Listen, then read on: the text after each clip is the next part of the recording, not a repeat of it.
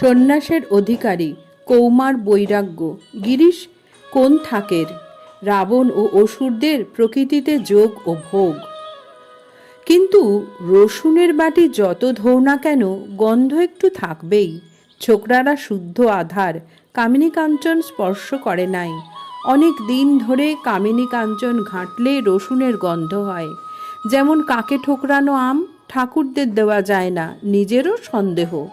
নূতন হাঁড়ি আর দই পাতা হাঁড়ি। দই পাতা হাঁড়িতে দুধ রাখতে ভয় হয়, প্রায় দুধ নষ্ট হয়ে যায়। ওরা থাক আলাদা, যোগেও আছে ভোগও আছে। যেমন রাবণের ভাব, নাগকন্যাও নেবে দেবকন্যাও নেবে, রামকেও লাভ করবে। অসুররাও নানা ভোগ করছে আর নারায়ণকেও লাভ করছে। অসুররাও নানা ভোগ করছে আবার নারায়ণকেও লাভ করছে। নরেন্দ্র, গিরিশ ঘোষ আগেকার সঙ্গ ছেড়েছে। শ্রী রামকৃষ্ণ বড়বেলায় দামড়া হয়েছে। আমি বর্ধমানে দেখেছিলাম একটা দামড়া গাই গরুর কাছে যেতে দেখি আমি জিজ্ঞাসা করলুম, এ কি হলো, এ তো দামড়া।